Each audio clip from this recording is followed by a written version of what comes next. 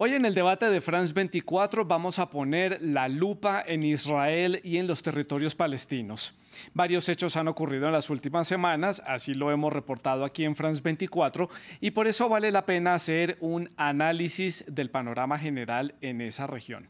Primero comencemos por el nuevo gobierno de Israel. Si muchos pensaban que los anteriores gobiernos liderados por el primer ministro Benjamin Netanyahu eran conservadores, su opinión tal vez cambió al ver la coalición y el gabinete más reciente.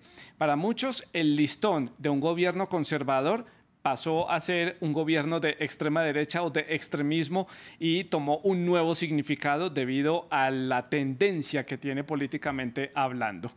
Entre sus ministros hay varias figuras de la escena política israelí muy reconocidos que llaman mucho la atención. Por ejemplo, Itamar Ben-Gvir, que es un ministro, y también Bezalel Smotrich, que son considerados de extrema derecha y que han defendido el retiro de los palestinos de los territorios donde se encuentran. Hay algunos sectores, no lo digo yo, no lo dice France 24, lo dicen los analistas y expertos en este tema, que hay sectores dentro del país que lo han tildado por defender una supuesta limpieza étnica en esa región.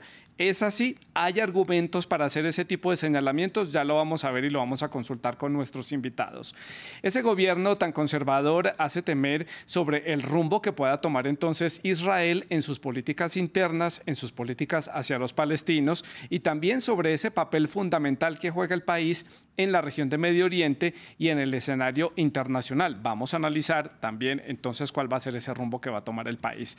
De hecho, ya lo vemos con algunas decisiones que han tomado. Por ejemplo, las medidas punitivas impuestas por Israel contra Palestina. ¿Por qué? Pues veamos, porque justamente en la Asamblea General de la ONU, en una resolución que publicaron, le solicitó a la Corte Internacional de Justicia una opinión sobre la ocupación israelí de los territorios palestinos. Las decisiones que se tomen allí son simplemente sugerencias, no tienen que llevarse a cabo y está pendiente por conocerse esa opinión. Israel rechazó esta medida y Palestina la calificó como una victoria diplomática, dos caras completamente diferentes de la moneda. Días después, Israel anunció sanciones, entre las que hay algunas sanciones financieras. Por eso, cerca de 40 países respaldaron las declaraciones y denunciaron estas represalias que ha tomado Israel contra Palestina en los últimos días a raíz de este pedido que hizo ante la Organización de Naciones Unidas. Entonces, para el análisis y para comenzar ya con el programa, en este gobierno de corte conservador, de extrema derecha, como se le quiera llamar, representa entonces una amenaza para la estabilidad del país, para la estabilidad con los palestinos y para la estabilidad de esa región. ¿Qué papel debe asumir entonces la comunidad internacional para dar garantías en cuanto a los derechos para los palestinos que están residiendo allí y están recibiendo sanciones por parte de Israel? Están viendo un endurecimiento de las políticas de Israel. ¿A qué precio? Este nuevo gobierno, ¿qué plan tiene entonces para el conflicto con Palestina? ¿Qué plan tiene para su política exterior? Hoy entonces veremos en detalle la situación en Medio Oriente, en particular la situación entre Israel y Palestina, tema difícil de analizar, pero que vamos a tomar con pinzas y con lupa para analizar algunos puntos en específico. Para conversar entonces sobre este tema, hemos invitado a Gabriel Ventasgal. Él es analista político especializado en temas relacionados con Medio Oriente. Se conecta desde la ciudad de Jerusalén y desde la ciudad de Bogotá, en Colombia. Saludamos a Alexander Montero. Él es consejero político de la Embajada de Palestina ante el gobierno colombiano. También es docente universitario especializado, por supuesto, en temas relacionados con Medio Oriente. Ustedes, nuestros televidentes, les recuerdo que también hacen parte de este debate. Ustedes ya lo saben, pueden dejar sus comentarios y sus preguntas a través de las redes sociales. Estamos en Twitter, en Facebook y en Instagram. Nos encuentran como @eldebate_F24, @santilogo, que es mi cuenta personal. La etiqueta para que dejen los comentarios es #eldebate_F24. No olviden, y ya para terminar, que todos los contenidos del programa están disponibles en Apple Podcast, en Spotify, en Deezer y en TuneIn. Pues comienzo entonces dándole la bienvenida a Gabriel en la ciudad de Jerusalén. Gabriel, gracias por estar con nosotros en el programa y comencemos analizando este nuevo gobierno de Israel. ¿Qué plan tiene este gobierno para el futuro del país, para las relaciones internacionales y si lo debemos calificar como un gobierno extremadamente conservador o, como muchos han dicho, como de extrema derecha? Sí, sin duda es un gobierno conservador, más que nada porque el mapa político de Israel se divide en 5 ejes y la coalición actual de Israel está conformada por partidos políticos que no le han declarado un boicot a Netanyahu. La situación de Israel no ha cambiado demasiado porque en el Medio Oriente actual se vive un proceso de aceptación cada vez mayor hacia Israel.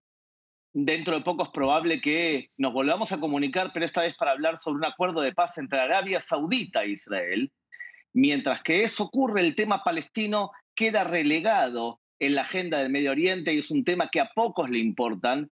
Y por lo tanto la situación actual de ellos es problemática, de los palestinos. Son vistos por su propia población como un gobierno corrupto, el de la autoridad palestina, y en el caso del enfrentamiento con Israel, es visto como Israel como un gobierno en el cual le queda pocos días de vida, porque a Mahmoud Abbas, como presidente de la autoridad palestina, hoy la verdad es que tiene poco control incluso sobre ciudades palestinas. O sea que la pregunta central es hasta qué punto es relevante el gobierno de la autoridad palestina para un Medio Oriente en donde gobierna la calle palestina Hamas, los guardianes de las guaridas de los leones en muchas ciudades, el Frente Popular para la Liberación de Palestina. Yo creo que lamentablemente el gobierno palestino hoy en día es un gobierno que prácticamente no existe. Y preguntémosle ahora a Alexander la otra cara de la moneda. Desde la perspectiva palestina, ¿cómo ven a este nuevo gobierno de Israel? Como ya lo hemos definido, un gobierno bastante conservador, con algunas figuras que llaman mucho la atención en la escena política de Israel y que también ponen la lupa de la comunidad internacional en torno a algunas decisiones que ellos ya han tomado en el pasado o posiciones que han tomado en el pasado frente a temas, por ejemplo, el tema palestino. Santiago, buenas tardes, un gran saludo a todos los televidentes también. Realmente es preocupante y esta preocupación la comparte no solamente Palestina, sino la comparte en buena medida la Unión Europea y el mismo Estados Unidos. Estamos acá para hablar del gobierno de Israel, no del gobierno de Palestina, al menos en una primera opción. Y este gobierno de Israel, este nuevo gobierno de Israel, prende alarmas justamente por estar atrapado en un discurso religioso, más allá incluso la derecha. Yo siempre he planteado que este gobierno israelí ni siquiera es de derecha, porque realmente se parten dos tendencias, quienes están a favor de Netanyahu, quienes están en contra de Netanyahu. Y en esta discusión, estos partidos minoritarios, religiosos, extremistas, que juntan la religión y la política y las armas con un discurso supremacista y con un discurso también xenófobo, han tenido o han ganado más bien un protagonismo para que el Netanyahu pudiera lograr la mayoría en la Knesset. Son partidos pequeños pero muy importantes y eso lo saben ellos justamente. Si hacemos un recorrido muy rápido, tenemos básicamente, usted lo ha mencionado, a Itamar Ben-Gvir y a Bezalel Smotrich, que han militado en el pasado en organizaciones terroristas, que al menos Ben-Gvir se le relaciona incluso con el asesinato del primer ministro Yitzhak Rabin en Israel, y que gracias a ese poder que han logrado en estas elecciones, han logrado dos ministerios supremamente importantes, el de Finanzas y el de Seguridad Nacional. El de Seguridad Nacional es crítico porque básicamente estamos diciendo que Itamar Ben-Gvir, este que fue terrorista en el pasado, este que anda armado, entrando a aldeas palestinas, sí, este que ha liderado movimientos que gritan muerte a los árabes, este va a controlar a las fuerzas de ocupación israelíes dentro de Cisjordania. Entonces llega a ser tal la preocupación, sí, que generan estos ministros, que el mismo Benny Gantz dentro de Israel, los mismos líderes de la policía de Israel, el mismo Estados Unidos está tremendamente preocupado por el rumbo que toma Israel en este momento. Alexander, continúo con usted para hacer la ronda a la inversa. Ya le doy la palabra a Gabriel. Quiero preguntarle, a ver, esta es la opinión en torno y el temor que hay entonces en torno a este nuevo gobierno, pero ¿qué se teme entonces por el futuro de Palestina con este gobierno respaldando las decisiones que se tomen en Israel? Bueno, aquí hay varios escenarios que se abren justamente y se ponen sobre la mesa. El primero, que ante la crisis de pronto popularidad que pueda tener Netanyahu, la crisis legal que tiene, el mal manejo que le dé a la reforma judicial, posiblemente Netanyahu quiera apalancarse en un discurso religioso apoyado en estos partidos y generar un distractor, y ese distractor puede ser una escalada de tensiones entre Israel y Palestina. El segundo escenario puede ser básicamente que estos partidos, sabiendo el poder que tienen, exijan leyes cada vez más restrictivas frente a los palestinos. Les importa muy poco las investigaciones que las Naciones Unidas han hecho, los informes que han sacado recientemente, este cambio de posición histórica de la ONU, donde ha calificado a Israel claramente como un régimen de apartheid frente a los palestinos. Les importa muy poco y básicamente en su discurso lo que quieren es ahondar esta posición abierta, racista, y en consecuencia cualquier escenario va a ser abiertamente, absolutamente preocupante para los palestinos, no solamente para los palestinos, para todo el Medio Oriente. Gabriel, entendamos ahora la posición desde la otra cara de la moneda. ¿Son temores infundidos o hay indicios claros de este nuevo gobierno que este tipo de situaciones que describió Alexander pueden llegar a suceder, o que hay algún tipo de plan en donde se pueda llevar a cabo algún tipo de acciones que permita este escenario que está describiendo Alexander? No, sin duda el análisis que acabamos de escuchar es de alguien que no vive en el Medio Oriente, que lamentablemente no escucha lo que yo escucho en árabe. Los líderes árabes no están preocupados por todo lo que acaba de describir. Y si los líderes árabes no están preocupados, entonces nos debería llamar la atención con respecto a la fiabilidad o a la seriedad del análisis que acabamos de escuchar. La diferencia fundamental entre el gobierno anterior y el gobierno actual radica en lo siguiente. La Autoridad Palestina, como gobierno, dedica el 11% de su presupuesto a pagarle a terroristas que asesinaron judíos. Y además, los acuerdos de Oslo definieron que no podían los palestinos ir e intentar solucionar por vía internacional el futuro del proceso de paz. Y lo están haciendo. Y además, el proceso de Oslo también decía que los palestinos tenían que combatir de forma efectiva contra el terrorismo palestino, y en vez de combatirlo, lo alientan. Lo alientan, por ejemplo, con una metodología llamada Java. Pueden buscar ustedes por internet un montón de discursos desde la Autoridad Palestina que incitan al terrorismo y que fomentan el terrorismo. La diferencia con el gobierno anterior, con el gobierno actual, es que el gobierno anterior podía convivir con esa incitación a la violencia palestina sin emitir sanciones. El gobierno actual, que es más conservador, dice: no puede ser que los palestinos sigan haciendo lo que están haciendo sin pagar un precio. Es la diferencia entre unos y otros. Si tú me preguntas a mí, muchos líderes árabes, especialmente muchos líderes sunitas, están hartos de los palestinos. Hartos. Yo convivo con los palestinos mucho porque trabajo con ellos. Ayer me contaron un chiste, dice que llamaba a la esposa de Mahmoud Abbas, al presidente palestino, y le dice: entraron a casa a robarnos. Y el presidente palestino le dice: no puede ser porque tengo todos los ministros conmigo en mi habitación. Fíjate, los propios palestinos están hartos de este gobierno corrupto y por lo tanto la diferencia política entre un gobierno y otro, Santiago, simplemente que uno quiere devolverle a la incitación palestina de alguna manera para dominar esa incitación o esa búsqueda para incitar el terrorismo, y otro simplemente puede convivir con ello. Gabriel, usted menciona Palestina debe pagar un precio. ¿Cuál es ese precio?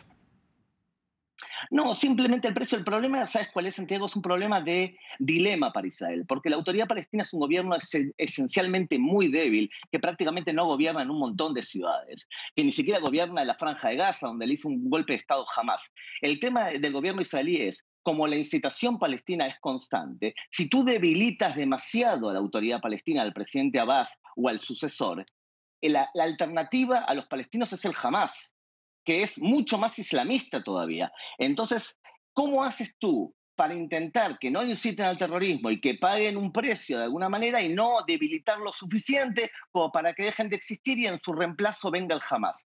Ese es el dilema central que tiene el gobierno israelí ahora. Paso a preguntarle a Alexander por la posición de Palestina en el escenario internacional. Mencionaba yo que incluso en Palestina calificaron como una victoria diplomática a nivel internacional ese logro que las Naciones Unidas le pidiera a la Corte Internacional de Justicia una opinión sobre la ocupación de Israel de algunos territorios palestinos.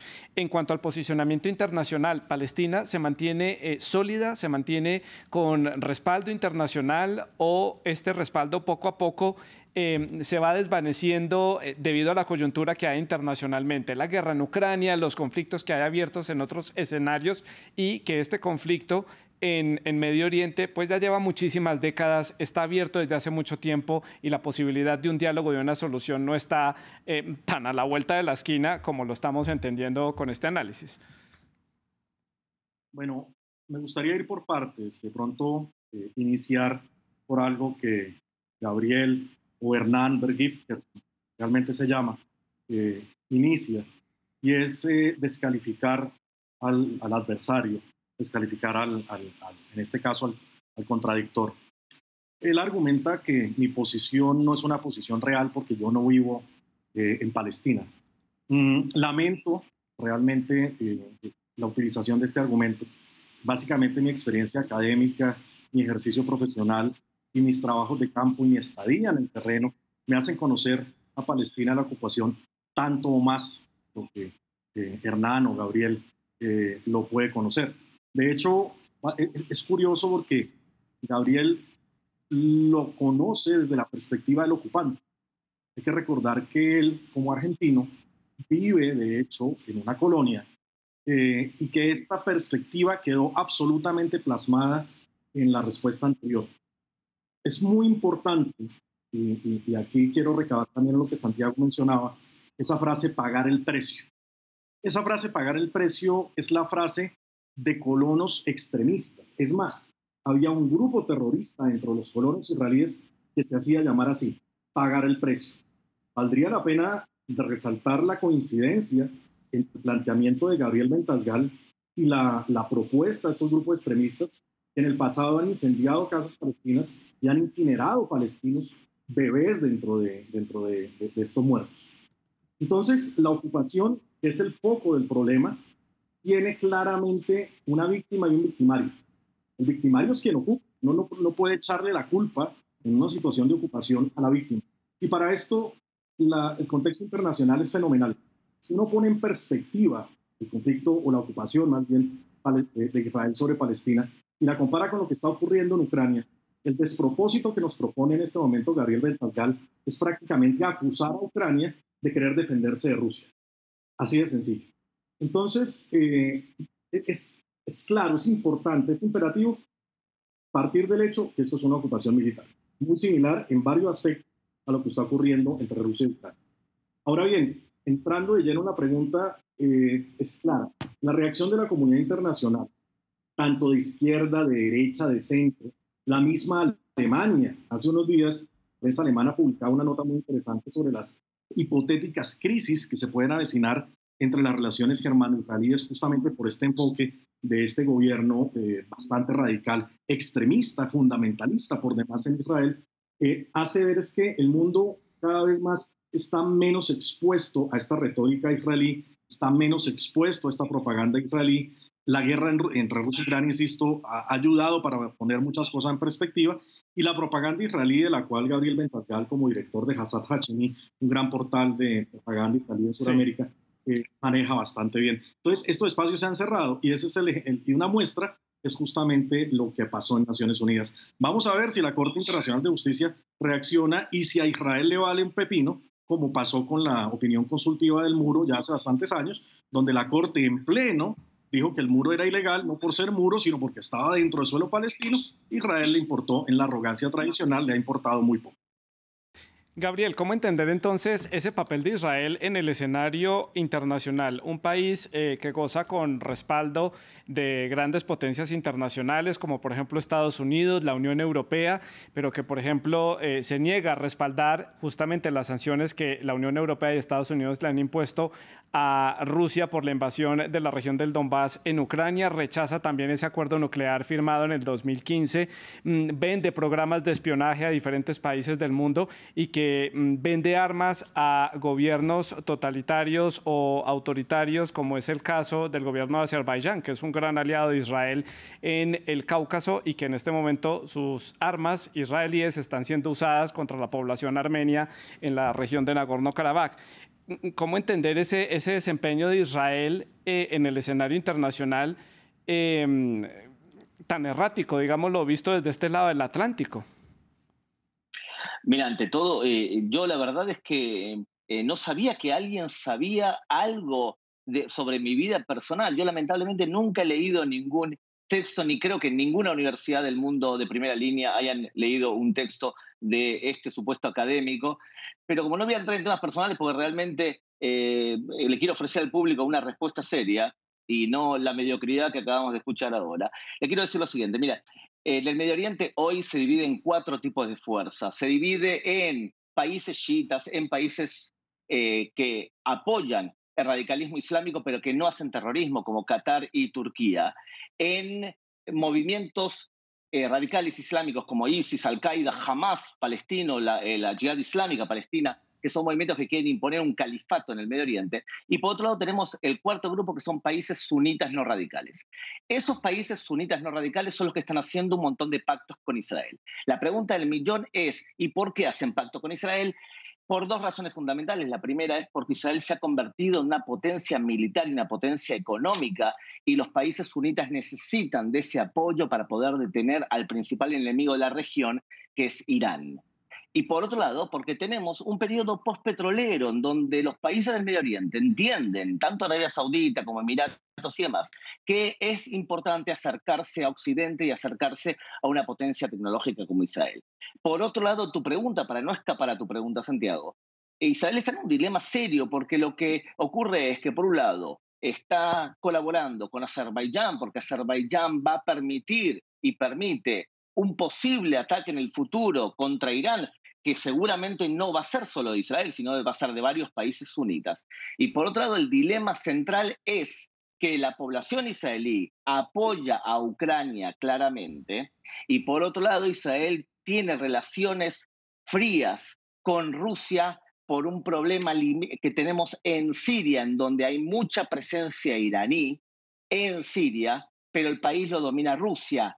Cada tanto Israel ataca a Irán en suelo sirio para alejarlo. Los rusos están de acuerdo con eso y por tanto Israel quiere mantener relación correcta con ambos países, con Ucrania y con Rusia. Entonces, este dilema es bastante no errático. Se puede entender la situación política de Israel a nivel regional, a nivel internacional. De todas formas, lo que te quiero decir es que cada vez Israel está acercándose a muchos países que antes nos parecía desconocido o inimaginable. Más aún, Santiago, me vas a llamar dentro de poco para que hablemos sobre el pacto de paz entre Israel y Arabia Saudita, porque va a ocurrir. Y mientras que esto ocurre, lamentablemente el tema palestino va siendo relegado, porque la gran mayoría del Medio Oriente está, te vuelvo a decir, harto de los palestinos, harto del lloriqueo constante de los palestinos, cuando son los mismos palestinos los que incitan al terrorismo, los que hacen terrorismo y los que maltratan a su propia población. Gabriel, continúo con usted. ¿Por qué pierde prioridad este tema de los palestinos, la relación con Palestina, cuando es un tema de casa? ¿No es mejor tener la casa organizada y luego mirar por fuera y tratar de hacer este acercamiento con Arabia Saudita, que es un acercamiento que hemos visto que ha venido fluyendo en los últimos meses, no solamente con Arabia Saudita, sino con otros países del Golfo Pérsico? Cuando no se tiene la casa completamente organizada, ¿por qué no apostar por ordenar y arreglar este conflicto en vez de estar mirando a otros países de la región que en el pasado fueron sus enemigos? Sí, sin duda, Santiago. Sería lo ideal. Lo que pasa es que el gobierno de Israel ya le ofreció a los palestinos el 100% de Cisjordania en el acuerdo, la propuesta de paz de Olmert del año 2008. Le propuso completamente en la totalidad de Cisjordania con un intercambio de territorios de 6% y también le ofreció dividir Jerusalén e incluso pensar en darle ciudadanía a 100.000 palestinos. Lo que pasa es que mientras que eso ocurre, la autoridad palestina y los palestinos y también seguramente los oradores del lado palestino dicen que ellos no quieren ese terreno, quieren la totalidad del Estado de Israel y la destrucción del Estado de Israel. Por eso hablan de 75 años de ocupación. No quieren Cisjordania, quieren 75 años de ocupación. Sí. El Medio Oriente entiende la negativa palestina y mientras que la negativa palestina continúa, Arabia Saudita necesita de Israel, Emiratos Árabes necesita de Israel, los países del Medio Oriente necesitan de Israel. Y por lo tanto sería bueno solucionar el tema palestino, pero para eso deben los palestinos dejar de incitar al terrorismo y aceptar la existencia de un Estado en el Estado de Israel. Puedo entender ese punto, Gabriel, puedo entender la posición que tiene Israel frente a Rusia y el conflicto en Ucrania. Lo que todavía no me queda muy claro es por qué tener esta relación con el gobierno de Aliyev en Azerbaiyán y permitir que con armas israelíes asesinen a ciudadanos armenios en el Cáucaso. Eso todavía no queda claro y se lo cuestiona la comunidad internacional. Alexander, su opinión sobre esta posición que expresa Gabriel, sobre esta falta tal vez de, obviamente, de diálogo, si no, no estaríamos debatiendo sobre este conflicto. ¿Qué opinión tiene sobre esta posición? Bueno, mire, lo primero, es una herramienta recurrente de Gabriel cuando se siente acorralado, acusar al otro de mediocridad, de fanatismo, de no conocer la realidad como él la conoce. Pero reitero, lamento y me parece bastante triste este nivel de argumentación en un espacio tan serio como este. Pero más allá de eso, vale la pena insistir que Israel está hoy viendo un proceso de cerramiento y de acercamiento muy importante. Después del fin del periodo Trump en Estados Unidos, la llegada del gobierno Biden, un giro en Europa, un giro en América, la misma guerra de Rusia y Ucrania, ha puesto a Israel contra las cuerdas y le ha cerrado muchísimos espacios.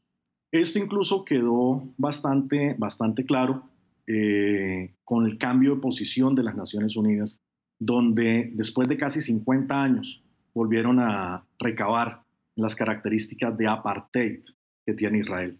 Eso no lo está diciendo ningún pro-palestino, no lo está diciendo Irán, no lo está diciendo Ucrania, no lo está diciendo Rusia, lo está diciendo las Naciones Unidas. Ahora, es muy fácil desacreditar a las Naciones Unidas, desacreditar el Comité de Derechos Humanos de las Naciones Unidas, desacreditar el observador especial que tiene la ONU para la ocupación. Y en esto Israel es bastante recurrente porque no le tiembla la voz ni la mano para acusar de antisemita a quien ellos consideren. Pero la realidad es que el mundo está enfrentando, está viendo cada vez más ese trasfondo de Israel.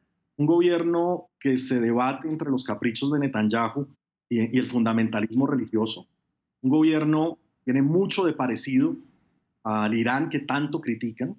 Un gobierno que tiene mucho de parecido incluso a Daesh, al monstruo del Daesh que tanto criticaron, que justamente estaba atrapado entre discursos religiosos extremistas, fundamentalistas, xenófobos, homofóbicos y sobre todo con una crisis institucional tremendamente grave, que para resolver esa crisis terminan justamente ahondando, recabando en el tema palestino.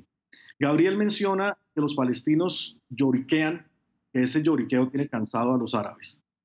Yo realmente, como académico, pido respeto por el dolor de los palestinos, por el dolor de las víctimas en general. Es como si él estuviera diciendo que los ucranianos lloriquean cuando se defienden de Rusia o cuando ponen sobre la mesa en la comunidad internacional lo que está haciendo Rusia contra ellos, que es una situación exactamente igual o muy parecida al menos entre lo que hace Israel con Palestina. Y también Gabriel, para finalizar, recurrió a una herramienta muy interesante y es volver al refrito, que es que los palestinos quieren la destrucción de Israel. Los palestinos no quieren eso, los palestinos desde hace rato aceptaron a Israel, reconocieron al Estado de Israel. Los palestinos lo que quieren es que finalice la ocupación. Aquí valdría más bien la pena preguntarle a Israel por qué la insistencia de Israel en no vivir dentro de sus fronteras, sino en vivir ocupando el territorio del vecino. O sea, si el día de mañana Israel, Ben-Gvir, Netanyahu o Gabriel Bentasgal dicen que la mitad de Francia es de Israel, entonces hay que hacerle caso y los franceses no pueden decir nada ni se pueden oponer a eso, porque es un lloriqueo. Entonces, es una manipulación realmente bastante profunda de los argumentos. Y una ñapa, como decimos aquí en Colombia, el porqué de la relación de los países árabes, de algunos países árabes, no de todos, con Israel. Sin duda, lo único que concuerdo con Gabriel es que Arabia Saudí muy seguramente va a normalizar relaciones con Israel, pero eso no se trata de un tema palestino, se trata es por un elemento clarísimo en las relaciones internacionales que se llama interés nacional. Eso lo que quiere decir es que tanto Emiratos Árabes, Marruecos, Bahrein y en el futuro Arabia Saudí van a volver a mirar a su interés nacional y no a un interés. Es eso, básicamente. Alexander, quiero preguntarle por la unidad de Palestina y de este gobierno. Hay un desgaste de este gobierno actual, hay una necesidad de un cambio, de un nuevo liderazgo, de un nuevo rumbo, de un nuevo impulso a nivel político en la autoridad palestina para llevar esto por un rumbo diferente, por otro camino. ¿Cómo lo ve usted? Mire, en efecto, hay una crisis, en efecto, hay un desgaste, en efecto, tendría que haber ocurrido elecciones hace rato, en efecto, hay una crítica generalizada, básicamente al liderazgo de Mahmoud Abbas, eso es claro, y eso tendrá que resolverse justamente dentro de Palestina. Las fuerzas políticas palestinas van a tener que llegar a un acuerdo donde se busque nuevamente unas elecciones donde Israel permita que los palestinos de Jerusalén Este ocupada puedan votar, cosa que Israel se ha negado hasta ahora, Sí. que las posiciones de Gaza permitan también eso y se logre un diálogo político. Pero en efecto, Palestina tiene que resolver esta crisis cuyo resultado democrático tiene que ser aceptado por Israel, cosa que no ocurrió en las elecciones del 2006. Claro. Gabriel, tengo que preguntarle ya para este último bloque del programa por esas manifestaciones de miles de personas en diferentes ciudades de Israel protestando en contra de esa reforma a la justicia en Israel. Hay algunos sectores allí que dicen que lo que está sucediendo aquí es que de alguna forma el primer ministro Benjamin Netanyahu está tratando de blindarse de esas investigaciones que hay por corrupción en su contra, que también muchos no se explican cómo una persona que está siendo investigada por este tipo de casos vuelve a participar en un proceso electoral y queda ahora como primer ministro de ese país cuando está siendo investigado por diferentes acusaciones de corrupción. ¿Qué se puede decir sobre esto? En este momento el nivel de poliarquía de democracia en Israel está en el puesto 23 en el mundo, casi igual que Francia. Por tanto, es un Estado de Derecho, y en los Estados de Derecho, a diferencia de Francia, que al presidente no se lo puede procesar, en Israel sí se lo puede procesar cuando está en funciones, pero no es culpable hasta que no se determine lo contrario. El programa de reformas es un programa que tiene amplia, por un lado, apoyo en parte de la población israelí y no respeta partidos políticos. Hay varios temas que tienen que ver con la reforma y te digo, por ejemplo, dos. La composición de la Suprema Corte de Justicia, que es principalmente universalista, mientras que los conservadores de este gobierno consideran que tiene que ser más igualitaria y más representativa del público.